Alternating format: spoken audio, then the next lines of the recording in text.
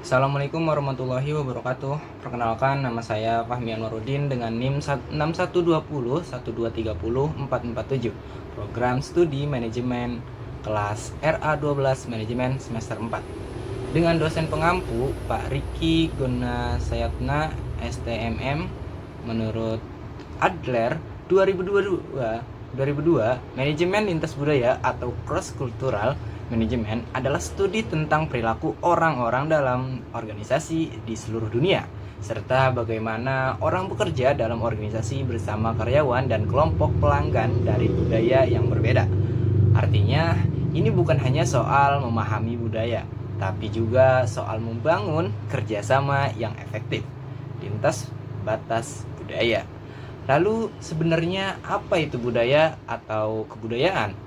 Kata budaya dalam bahasa Indonesia berasal dari bahasa Sangketa Budaya yang merupakan bentuk jamak dari budi, yang berarti hal-hal yang berkaitan dengan budi dan akal manusia. Sementara itu dalam bahasa Latin, kata kultural berasal dari coler yang awalnya berarti mengolah tanah atau memelihara ladang. Tapi seiring waktu maknanya meluas ke hal-hal yang bersifat rohani, cara hidup, dan identitas suatu bangsa. Menurut Kamus Besar KBBI, budaya adalah pikiran, akal budi, adat, istiadat, kebiasaan yang sulit diubah dan keseluruhannya pengetahuan manusia sebagai makhluk sosial. Jadi budaya itu bukan cuma pakaian adat atau tarian tradisional saja, tapi juga cara kita berkomunikasi, bekerja, mengambil keputusan, dan berinteraksi dalam kehidupan sehari-hari. Nah, disinilah pentingnya manajemen lintas budaya, terutama dalam dunia bisnis modern. Dalam organisasi yang terdiri dari orang-orang dengan latar belakang yang berbeda atau budaya yang berbeda, kita harus bisa memahami nilai-nilai norma sosial dan cara berpikir yang mungkin sangat berbeda dari milik kita sendiri. Lalu bagaimana kita bisa mengelola semua itu? Disinilah konsep manajemen masuk. Secara umum, manajemen adalah proses merencanakan, pengorganisasikan, mengarahkan, dan mengendalikan sumber daya untuk mencapai tujuan tertentu secara efisiensi dan efektif. Salah satu konsep yang sering digunakan adalah PDCA atau POAC yang terdiri dari plan atau perencanaan, menentukan tujuan dan cara mencapainya, melakukan rencana yang sudah dibuat, check, memeriksa, mengevaluasi hasil kerja, dan H, tindakan lanjutan menyesuaikan atau memperbaiki proses jika diperlukan. Selain itu, dalam manajemen ada 6 unsur penting yang sering disebut sebagai 6M, yaitu man, manusia, materials, bahan, mesin, metode, money, uang, dan market, pasar.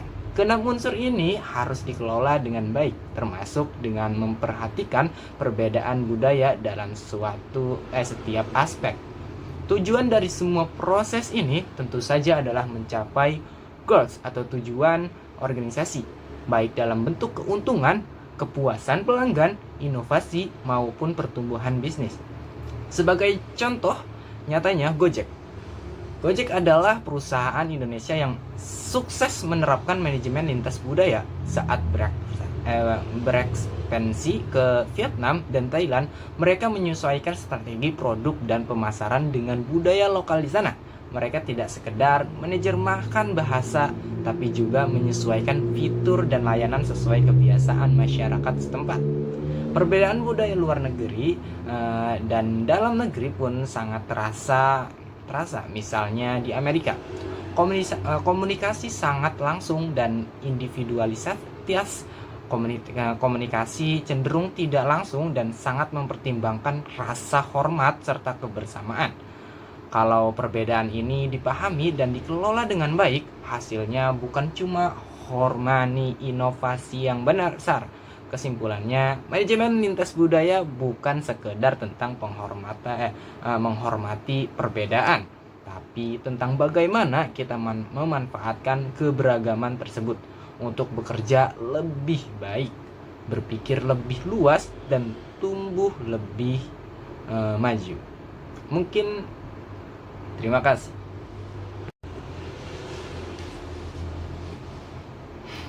Lanjut pembahasan selanjutnya, sesuatu yang sebenarnya sering banget kita alami tapi mungkin gak semua orang sadar, yaitu pengondisian budaya dan peran budaya dalam organisasi. Jadi gini, pengondisian budaya itu adalah proses di mana kita belajar dan menyerap nilai-nilai atau norma dan juga cara berperilaku dari lingkungan sekitar kita, dimulai sejak kita kecil, dari keluarga, sekolah, lingkungan, bahkan media. Contohnya ya kayak nilai gotong royong, kerukunan, dan menghormati orang tua. Itu semua bagian dari budaya Indonesia yang secara nggak sadar udah tertanam di diri kita sejak kecil. Nah, sekarang bayangin jika kerja di organisasi yang isinya orang dari berbagai latar belakang budaya yang berbeda, kalau nggak ada pemahaman yang baik soal budaya masing-masing, bisa kacau. Makanya kepemimpinan yang menghargai keberagaman budaya itu penting banget. Pemimpin yang efektif itu bukan cuma pintar ngatur tim, tapi juga peka sama perbedaan budaya.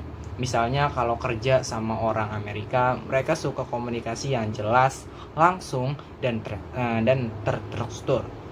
Tapi kalau kerja sama orang Indonesia, pendekatannya harus lebih profesional dan nggak terlalu kaku. Itu semua bagian dari cara membangun lingkungan kerja yang inklusif. Terus organisasi juga harus punya aturan yang jelas soal diskriminasi dan pelecehan. Dan lebih keren lagi kalau mereka punya pelatihan buat ningkatin kesadaran budaya di antara karyawannya. Karena semakin paham satu sama lain, semakin kuat juga timnya. Nah, masuk ke yang nggak kalah penting lagi nih. Budaya organisasi ini adalah jiwa dari perusahaan. Budaya organisasi itu dibentuk dari nilai-nilai, sikap, sistem, dan aturan yang dipegang bareng-bareng oleh semua orang dalam organisasi. Contohnya kalau pemimpinnya jadi panutan, ada sistem penghargaan yang adil dan komunikasi antara tim lancar. Itu tandanya budaya organisasi sehat. Budaya organisasi juga punya beberapa fungsi penting banget. Yang pertama, menetapkan batasan perilaku biar nggak seenaknya aja. Menumbuhkan rasa memiliki dan mendorong komitmen karyawan terhadap tujuan perusahaan. Jadi kesimpulannya, kalau kita sadar pentingnya budaya dan keberagaman baik secara pribadi maupun dalam organisasi, kita bisa membangun lingkungan kerja yang lebih solid, saling menghargai, dan pastinya lebih produktif. Karena pada akhirnya perbedaan itu bukan untuk dipertentangkan, tapi buat saling melengkapi. Sekarang saya akan membahas tentang budaya dalam bisnis internasional dan kenapa ini jadi faktor penting dalam kesuksesan sebuah perusahaan, apalagi di era global kayak sekarang ini. Coba bayangin jika kerja sama dengan orang dari Amerika, Tiongkok, Malaysia, atau bahkan Afrika Selatan. Setiap tempat punya nilai cara komunikasi dan gaya kerja yang berbeda-beda. Nah, inilah yang disebut lintas budaya. Dan kalau kita nggak siap, bisa muncul banyak kesalahpahaman. Contohnya Amerika Serikat. Dikenal dengan semangat melting pot. Budaya di sana campuran dari banyak latar belakang, tapi mereka punya satu etos besar yang disebut American Dream. Mereka percaya semua orang bisa sukses lewat kerja keras tanpa peduli dari mana asalnya. Itu sebabnya budaya individualis dan percaya diri sangat kental banget di sana. Di sisi lain, Tiongkok punya etos kerja luar biasa. Mereka ngemalu-maluin bisnis dari nol, sangat hemat, tekun belajar, dan gak gampang menyerah. Walau gagal berkali-kali, etos seperti inilah yang bikin ekonomi Cina melesat cepat. Tapi di sisi lain, dari sinilah juga muncul perang dagang antara AS dan Tiongkok. Karena dua negara ini punya kekuatan besar baik dari segi budaya, ekonomi, maupun pengaruh global, dan perbedaan visi mereka bikin gesekan makin terasa. Sekarang kita masuk ke budaya Melayu yang berkembang luas di Asia Tenggara, termasuk Indonesia. Budaya Melayu kuat dengan adat, nilai agama Islam, dan cara hidup yang sangat menghargai hubungan sosial dan spiritual. Bekerja itu dianggap ibadah dan tanggung jawab, jadi beda banget dari budaya yang lebih individualis. Nah, gimana? Semua ini nyambung ke bisnis kan? Bisnis internasional lintas budaya itu butuh pemahaman yang mendalam tentang kebiasaan nilai, bahkan bahasa tubuh tiap negara. Kalau nggak bisa-bisa presentasi gagal hanya karena gaya komunikasi kita nggak cocok. Beberapa alasan kenapa pemahaman lintas budaya itu penting. Yang pertama, menghindari kesalahpahaman dalam komunikasi dan negosiasi. Membangun hubungan yang kuat dengan mitra dan pelanggan. Meningkatkan daya saing karena kita bisa lebih dekat dengan kebutuhan pasar lokal. Dan tentu saja memperluas bangsa pasar secara global. Makanya banyak banget perusahaan besar kayak Nestle, Google, atau Unilever selalu menyesuaikan produk dan strategi mereka dengan budaya lokal. Mereka juga kasih pelatihan lintas budaya ke karyawannya biar makin peka dan bisa kerjasama dengan siapapun tanpa drama. Dalam proses negosiasi bisnis internasional, budaya juga sangat berperan. Nggak cuma soal harga dan kesepakatan, tapi juga membangun kepercayaan dan hubungan jangka panjang. Beberapa tips suksesnya adalah pahami etika bisnis setempat. Fokus ke solusi win-win. Yang ketiga, dengarkan dengan seksama. Yang keempat, jangan kaku dan siap kompromi. Dan pastikan semua dokumen lengkap sebelum duduk di meja negosiasi. Kesimpulannya, di dunia yang makin terhubung ini, memahami budaya bukan lagi pilihan, tapi keharusan.